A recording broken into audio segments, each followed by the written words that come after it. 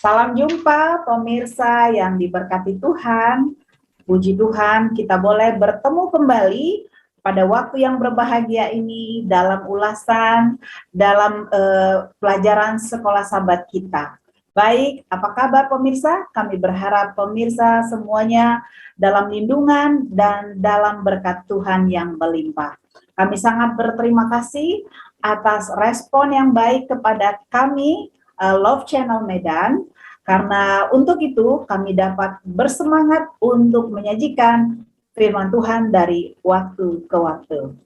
Puji Tuhan, saat ini tentu kita sudah bersama para lovers yang terkasih, para wanita-wanita yang cantik dan bersemangat. Puji Tuhan. Kita sapa dulu mereka agar kita boleh bersatu, bersemangat, dan lebih dekat lagi kepada mereka. Baik, selamat berjumpa Ibu Erita, apa kabar? Salam Ibu Tina, pemirsa dimanapun berada, salam sehat, salam jumpa kembali. Kita tentunya senang oleh karena Tuhan senantiasa menyertai kita. Saat ini kita mau belajar, mari berbagi. Terima kasih Ibu Tina. Terima kasih juga Ibu Erita, puji Tuhan untuk semangat yang sudah diberikan kepada kita. Saat ini kita sapa dulu lovers kita, Ibu Rina. Ibu Rina, apa kabar Bu Rina? Shalom lovers, salam pemirsa, kabar baik. Mari melayani Tuhan, semoga kita menjadi berkat bagi umat-umat Tuhan hari ini. Terima kasih, Tuhan memberkati. Terima kasih Ibu Rina. Pemirsa, bersama saya Tina Tampu Bolon, salam sehat, damai sejahtera. Jadilah petang, jadilah pagi, segenap alam bersaksi, segenap alam memuji, sungguh amat baik. Walaupun gunung-gunung beranjak dan bukit-bukit pun bergoyang, kasih setia Tuhan takkan beranjak dalam hidup yang penuh kasih sayang. Pemirsa yang diberkati, mari kita mulaikan diskusi ini di dalam doa. Kami undang Ibu Erita untuk pimpin kita di dalam doa. Baik, kita rendahkan hati kita berdoa. Ya Allah Bapa kami yang di surga, Allah yang kami sembah melalui anak-Mu Yesus Kristus, kami bersyukur berterima kasih oleh karena kasih karunia damai sejahtera-Mu menyertai kami. Terima kasih untuk waktu yang indah pada saat ini. Kami kembali mempersiapkan hati dan pikiran kami untuk belajar firman-Mu. Urapi masing-masing kami, baik yang menyampaikan maupun yang mendengarkan. Berkati seluruh jaringan yang kami pergunakan ya Tuhan. Biarlah pekabaran ini boleh memberikan manfaat yang baik, sehingga menjadi pekabaran yang indah, sehingga membuat kami tetap setia untuk bersyukur kepada-Mu. Terima kasih Tuhan, kami berdoa melalui anak Yesus Kristus Tuhan dan Juru Selamat kami. Amin. Amin. Lovers yang terkasih dan pemirsa, tanpa terasa, waktu begitu terasa cepat sekali, karena pada saat ini adalah saat terakhir kita mempelajari pelajaran sekolah sahabat untuk triwulan pertama tahun 2022, yaitu pada saat ini masuk pelajaran ke-13. Baik pemirsa yang diberkati Tuhan, kita sangat bahagia di akhir daripada triwulan ini, Paulus memberikan satu kebahagiaan kembali dan diangkat dalam judul peliharalah kasih persaudaraan. Ayat intinya tertulis di dalam Ibrani 13 ayat 1, yaitu peliharalah kasih persaudaraan. Pemirsa yang diberkati Tuhan, di dalam pelajaran ini tentu adalah kesimpulan-kesimpulan daripada pelajaran yang lalu. Jadi, kita ambil pemirsa dan kami lovers menggambarkan bahwa di akhir pelajaran ini kita sudah sama-sama menjadi anggota keluarga raja. Ya, itu poin yang penting, ya. Kita sudah sama-sama menjadi anggota keluarga imam besar kita, yaitu Yesus Kristus. Dan tentu lebih hebatnya lagi, kita sudah menjadi saudara yang sudah diakui Yesus. Oleh karena itu, pemirsa, dalam pelajaran ini tentu kita akan menumbuh kembangkan bagaimana kehidupan yang penuh dengan kasih persaudaraan itu. Karena Tuhan, Allah kita adalah kasih, ya. Dan Dia, Yesus sebagai Raja, tidak malu menyebut kita sebagai saudara. Tertulis di dalam Ibrani 2 ayat ke-11. Banyak elemen-elemen yang dapat ditampilkan oleh Paulus dalam menggambarkan pengikat kasih persaudaraan itu. Salah satu atau beberapa hal elemen itu adalah keramahan. Ya, satu poin yang membuat kita boleh merasakan kasih adalah keramahan. Ya, yang kedua, tentu kita mengunjungi dan menyemangati para tahanan. Ya, dulu kami pernah bersama Bakti Wanita secara rutin mengunjungi tahanan yang berada di Medan. Dan tentu mereka yang telah dianiaya.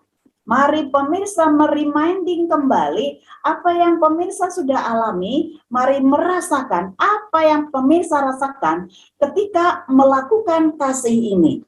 Lalu menghormati pernikahan, menghindari ketamakan, mengingat dan mentaati para pemimpin. Jadi pemirsa yang diberkati, elemen-elemen yang saya sebutkan tadi, saya sangat yakin para lovers kita, Ibu Rina dan Ibu Erita akan lebih mengembangkan lagi dalam ulasan-ulasan dalam judul yang terbaik. Baik pemirsa, inilah pengantar kita untuk pelajaran sepekan ini. Baik pemirsa, kita akan masuk satu judul yang istimewa yang akan disampaikan oleh Ibu Erita dengan satu judul Memelihara Umat Tuhan. Kepada Ibu Erita, kami persilakan. Baik, terima kasih Ibu Tina. Lovers dan pemirsa, tentunya kita sudah mendengarkan ulasan yang disampaikan oleh Ibu Tina tadi tentang peliharalah kasih persaudaraan. Saat ini kita akan mengupas bagaimana kita memelihara umat Tuhan. Tentunya kita membaca Alkitab kita sebagai ayat pendukung pada pelajaran ini, Ibrani 13 ayat 1 dan 2, Roma 12 ayat 13, 1 Timotius 3 ayat 2, Titus 1 ayat 8, 1 Petrus 4 ayat 9. Tadi Ibu Tina menyampaikan bahwa kasih persaudaraan itu adalah bagian dari hukum yang utama dan terutama itu. Juga kasih persaudaraan ini harus menjadi bagian dalam kehidupan ini. Ini penting. Tanpa memandang bahwa orang itu Kristen atau non-Kristen. Dan kalau kita baca ayat-ayat pendukung tadi, kita selalu diingatkan supaya kita jangan lupa menunjukkan kasih itu. Supaya kita pelihara kasih itu dalam kehidupan kita. Jadi bukan hanya sekedar simpati kita kepada orang lain, namun lebih kepada empati. Kita harus betul-betul terjun untuk mengaplikasikan tentang kasih itu dalam kehidupan kita. Sebagaimana yang Yesus lakukan untuk kita. Telah mati untuk kita. Jadi dapat dibayangkan Ibu Tina dan pemirsa bagaimana pentingnya dalam memelihara dalam kehidupan kita kasih persaudaraan itu. Demikian Ibu Tina. Baik, luar biasa. Ya, pemirsa yang diberkati Tuhan. Terima kasih apa yang disampaikan Ibu Erita. Itulah aplikasi kehidupan seorang yang menjadi anggota keluarga. Bu Erita, ini pemikiran yang kita boleh tambahkan, Bu Erita. Ini satu pandangan ya, boleh dikembangkan. Bagaimana ya kira-kira? Mengapa begitu penting bagi kita? Ya, mengapa begitu penting bagi kita untuk menunjukkan kasih itu kepada orang lain? Kira-kira bagaimana ini, Bu Erita? Baik, terima kasih Ibu Tina. Ya, bahwa kasih yang diberikan oleh Yesus kepada kita, kita juga harus menunjukkan. Artinya bahwa kasih adalah inti kekristenan sejati, yang isinya menunjukkan, yang mengingatkan kita, ayo peliharalah kasih persaudaraan, sekaligus menunjukkan keramahan, empati tadi itu.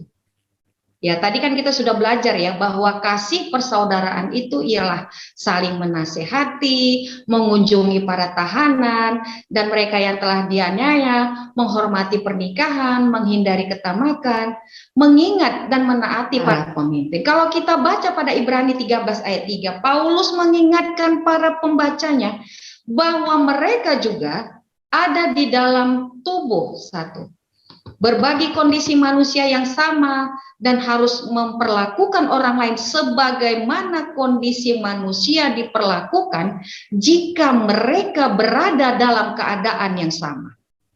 Demikian Ibu Tina, terima kasih. Bagus sekali ya. Boleh kita mengingat di akhir kata yang disampaikan Ibu Erita tadi. Apa yang ingin orang lakukan kepada kita, kita melakukannya. Puji Tuhan.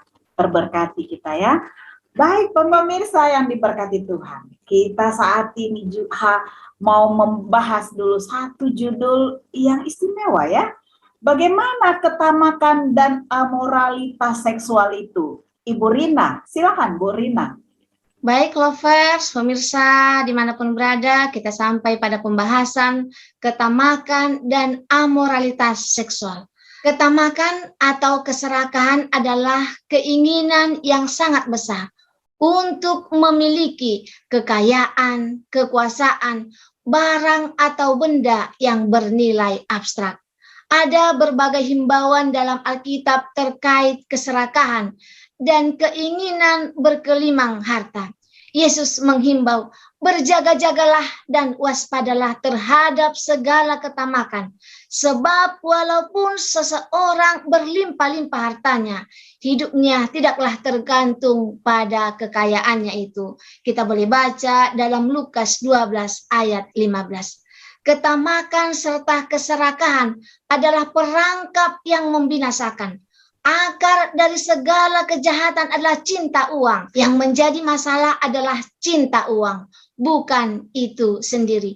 Cinta uang adalah dosa karena dapat menghalangi kita untuk setia kepada Tuhan. Tuhan juga berkata, janganlah kamu menjadi hamba uang. Cukupkanlah dirimu dengan apa yang ada padamu, karena Allah telah berfirman, Aku sekali-sekali tidak akan membiarkan engkau, dan sekali-sekali tidak akan meninggalkan engkau. Paulus juga mengingatkan, hendaklah kamu semua penuh hormat terhadap perkawinan. Janganlah kamu mencemarkan tempat tidur, sebab orang-orang sundal dan pezinalah yang akan dihakimi Allah. Terima kasih, Bu Tina. Puji Tuhan ya, penjelasan yang sangat luas ya. Untuk itu Bu Erina, mungkin ya saya boleh bertanya ya, mengapa ya orang masih menginginkan atau merasa kurang dalam hidup ini, padahal hidupnya itu sudah enak ya. Dan bahkan saya pernah mendengar ya, saya tidak mesti sampaikan di sini, orang-orang yang kaya juga, dia mengakhiri hidupnya. Bagaimana ini Ibu Rina? Baik, ya manusia biasa ya, tidak pernah merasa cukup. Sudah ada, pengen lagi tambah. Itu kenapa? Kurangnya rasa bersyukur. Sehingga akan selalu merasa kurang dan kurang. Jadi marilah kita umat-umat Tuhan, syukurilah apa yang ada padamu. Sehingga hidup kita akan terasa indah. Terima kasih. Ya, puji Tuhan. Ya, mari pemirsa, mari kita menjadi orang yang penuh rasa bersyukur ya. Sehingga rasa bersyukur itu kita merasa sudah berkelimpahan. Begitu ya, Bu Rina? Terima kasih banyak. Baik pemirsa yang diberkati Tuhan, saat ini kita akan masuk satu ulasan lagi yang membuat kita lebih memikirkan siapa kita di dalam kehidupan ini, yaitu dengan satu judul, Ingatlah Pemimpin-Pemimpinmu oleh Ibu Erita. Kami persilakan Ibu Erita. Baik, Ibu Tina, lovers dan pemirsa, sebagai ayat pendukung dalam ulasan ini, ingatlah pemimpin-pemimpin. Dalam kehidupan kita secara kerohanian, kita memang sudah diatur oleh Allah. Dalam kehidupan kita di dunia ini juga, kita memiliki pemimpin, bukan? Kalau kita baca dalam Ibrani 13 ayat 7-17, ayat ini berisi nasihat untuk menghormati dan mematuhi para pemimpin. Kak Tina, memang dalam ayat ini digambarkan bahwa memang seorang pemimpin itu harus hidup menjadi teladan atau contoh seperti Yesus Kristus. Sebagaimana memiliki pemimpin itu harus memiliki iman yang teguh, sebagai gembala yang bertanggung jawab atas kesejahteraan rohani jemaatnya. Demikian Ibu Tina. Baik, terima kasih Bu Erita ya. Satu ulasan yang singkat namun padat. Nah mungkin boleh ya kita bertanya ya sedikit Ibu Erita. Kira-kira apa yang dapat kita lakukan untuk memperkuat atau meningkatkan hubungan pemimpin dan anggota jemaat? Oh ini saya ini mau menanyakan kisarannya dalam satu jemaat. Nah kita ini adalah anggota ya. Nah kira-kira apa Bu Erita? Apa yang kita dapat lakukan untuk memperkuat hubungan itu? Iya. Jadi memang segala sesuatu harus diatur dan teratur Ibu Tina. Jadi kalau kita baca kembali pada Ibrani 13 ayat 7, di sana disampaikan orang-orang percaya dinasihati untuk menaati para pemimpin. Karena para pemimpin itu mereka yang menjaga jiwa kita. Begini Ibu Tina, kan dalam tubuh yang sehat terdapat jiwa yang sehat. Tubuh sehat tentunya dari asupan makanan yang sehat dan seterusnya ya. Jadi bahwa para pemimpin kita yang telah tadi menjadi teladan ya, mereka bahwa para pemimpin kita yang menjadi teladan, mereka itu telah menyampaikan firman Tuhan. Itulah makanan rohani kita. Itulah yang menjaga jiwa kita. Sebab yang baik adalah hati kita yang diperkuat kasih karunia itu. Yang kita sebut tadi bahwa mereka menjaga jiwa kita. Jadi bukan dengan pelbagai makanan yang tidak memberi faedah. Yang para pemimpin berikan, yang menjadi teladan tadi, mereka memberikan makanan-makanan yang sehat secara rohani. Jadi konteksnya bahwa para pemimpin itu adalah gembala yang melayani di bawah Yesus. Kombinasi kepedulian dan kesetiaan dari para pemimpin dan kepedulian dari anggota akan menghasilkan sukacita. Disinilah tercermin akan kasih persaudaraan di dalam Tuhan itu. Jadi antara pemimpin dan jemaat, itu dia. Kita pelihara kasih persaudaraan itu. Demikian Ibu Tina yang boleh saya tambahkan. Terima kasih. Ya, saya sangat tertarik ya untuk jawaban ini. Jadi ikatan ini akan menjadikan satu rasa ya, rasa. Terima kasih. Baik, terima kasih atas ulasan Ibu Erita ini ya. Saya tadi mendengar bagaimana pemimpin menjaga ya dan anggota menurut ya atau hormat ya.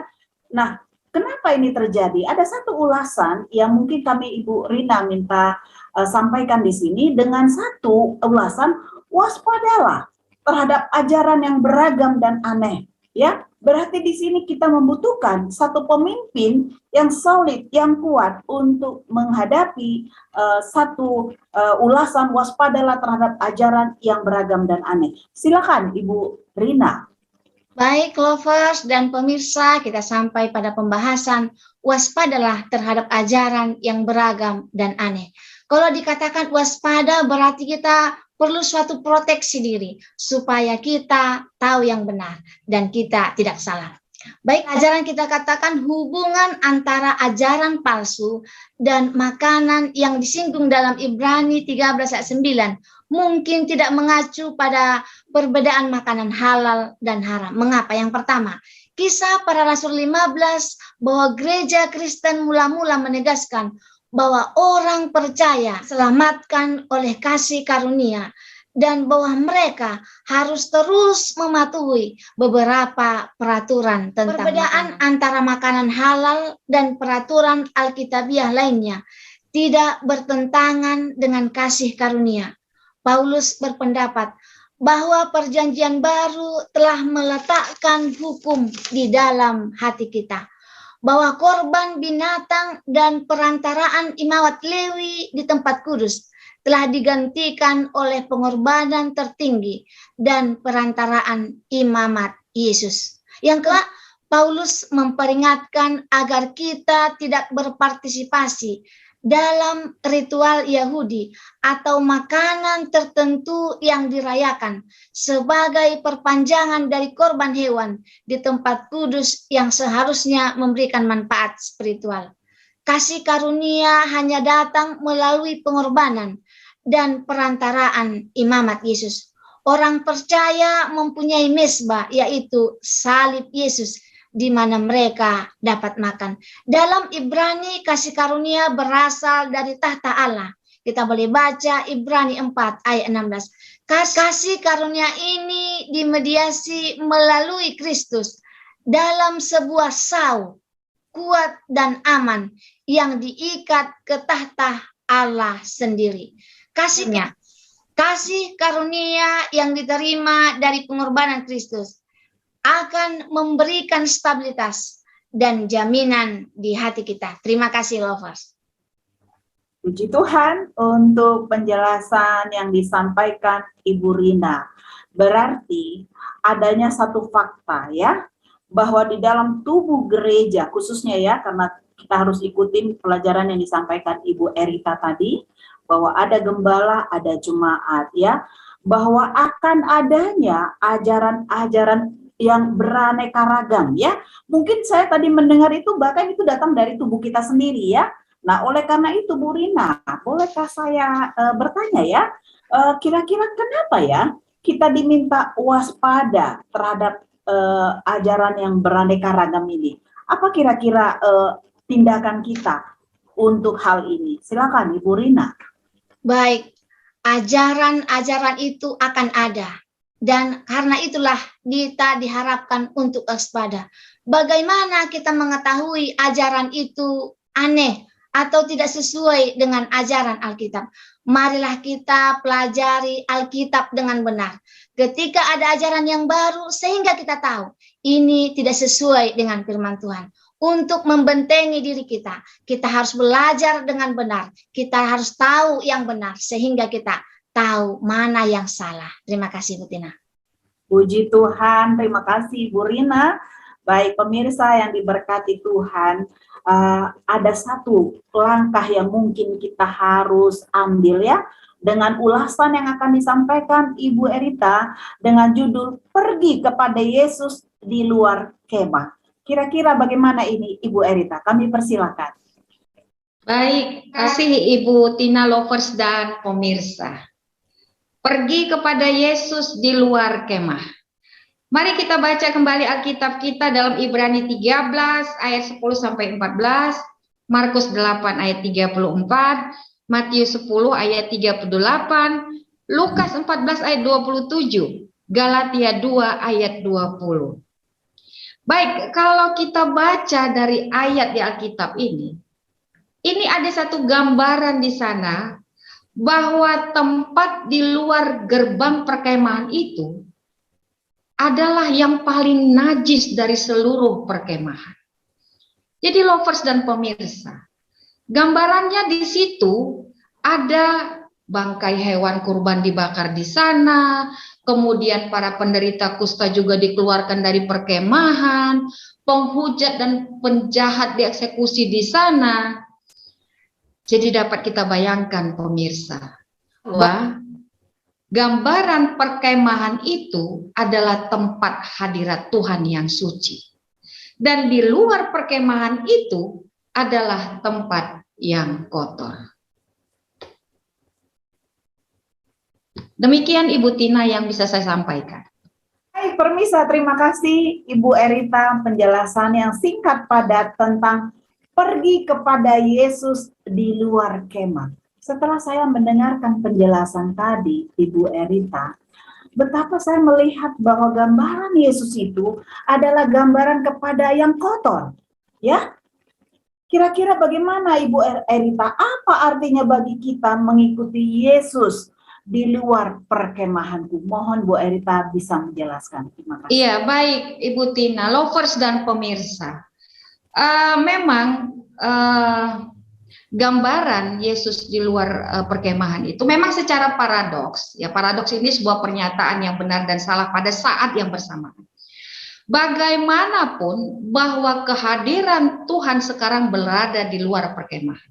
Mari kita baca dalam Ibrani 13 ayat 13. Di sana disampaikan bahwa tindakan kita mengikuti Yesus di luar kemah tidak hanya berarti menanggung celaannya atau rasa malu, tetapi juga kita pergi kepadanya, kepada Yesus. Contohnya nih, ketika Musa membawa orang Israel yang mencari Tuhan keluar dari perkemahannya di padang gurun, Musa memindahkan kemah Tuhan dari perkemahan setelah perdebatan soal anak Musa memindahkan kemah Tuhan dari perkemahan setelah perdebatan soal anak lembu emas. Nah, lovers dan pemirsa, mari kita baca kembali dalam Ibrani 12 ayat 2. Pada ayat ini Paulus mengundang kita untuk mengikuti Yesus sebagai penulis dan penyempurna iman kita. Kita harus mengabaikan kehinaan itu. Kita harus tekun memikul salib. Sebagaimana Yesus telah mati di kayu salib untuk kehinaan kita, untuk dosa-dosa kita. Jadi konteksnya dengan kasih persaudaraan adalah mari kita empati kepada saudara kita, siapapun itu, apapun keadaannya. Demikian yang boleh saya sampaikan, Ibu Tina. Baik, terima kasih Bu Erita. Saya memahami arti daripada bagaimana kita mengikuti Yesus di luar perkemahan. Kira-kira demikian, pemirsa, kiranya kita mengabaikan ya rupa-rupa kemanusiaan kita seperti yang Yesus telah lakukan. Pemirsa yang diberkati, puji Tuhan, pada saat ini kita akan memasuki kesimpulan dari pelajaran kita ini. Yang kita dapat judul adalah peliharalah kasih persaudaraan. Pemirsa yang diberkati Tuhan. Sesudah kecurahan Roh Kudus, ya, orang-orang percaya sangat bergembira.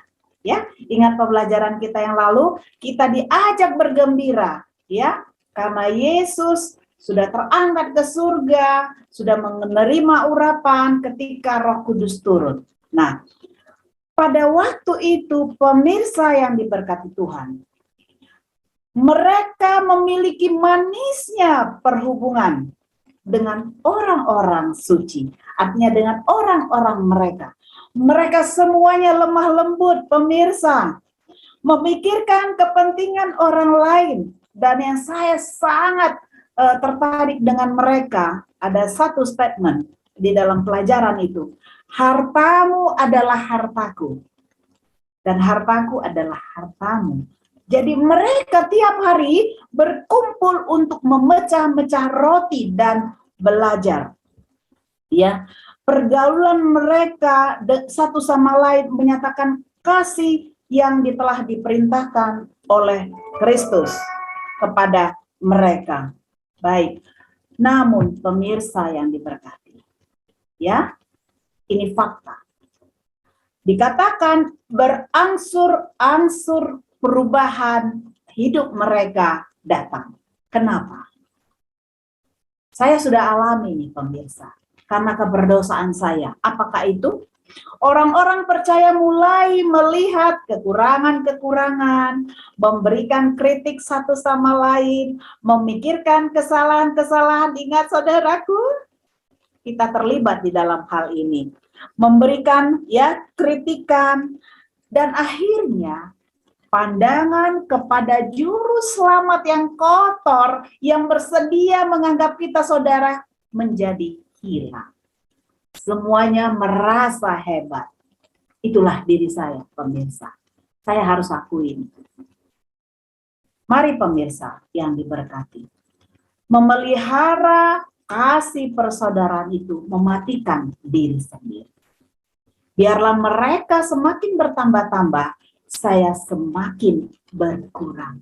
Itulah pemirsa. Yohanes menyadari bahwa kasih saudara bersaudara sedang pudar di dalam sidang, mendesak orang-orang percaya kepada keperluan yang tetap akan kasih ini. Surat-suratnya kepada sidang penuh dengan buah pikiran. Saudaraku-saudaraku yang kekasih, marilah kita saling mengasihi. Ia menulis, sebab kasih itu berasal dari Allah. Pemirsa yang diberkati, kami para lovers juga sangat berusaha di antara kami saling untuk menguatkan satu sama lain. Sehingga kasih persaudaraan Love Channel ini merasa kami sangat diberkati. Pemirsa, mari kita gandeng tangan agar kasih yang daripada Tuhan, maksud daripada Tuhan tetap hidup di dalam kita. Dan inilah upaya kita untuk memelihara kasih persaudaraan itu. Demikian pemirsa yang diberkati, ulasan atau pembelajaran kita mengakhiri daripada triwulan yang pertama ini. Kiranya apa yang kami dapatkan, apa yang menjadi berkat kepada kami, kepada Ibu Rina, kepada Ibu Erita, dan kepada saya, pemirsa lebih terberkati. Demikian, Tuhan Yesus memberkati. Baik pemirsa yang diberkati Tuhan, kita tutup rangkaian diskusi kita ini. Kami mengundang Ibu Rina pimpin kita di dalam doa. Baik, lover, pemirsa, kita sama-sama berdoa. Bapa kami yang bertahta dalam kerajaan surga, terima kasih Tuhan buat kesempatan yang baik bagi kami saat ini. Kami telah belajar sekolah Sabat tentang peliharalah kasih persaudaraan.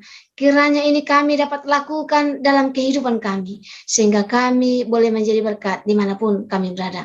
Berkati pemirsa dimanapun berada. Kiranya pelajaran ini dapat mengambil tempat di hati kami.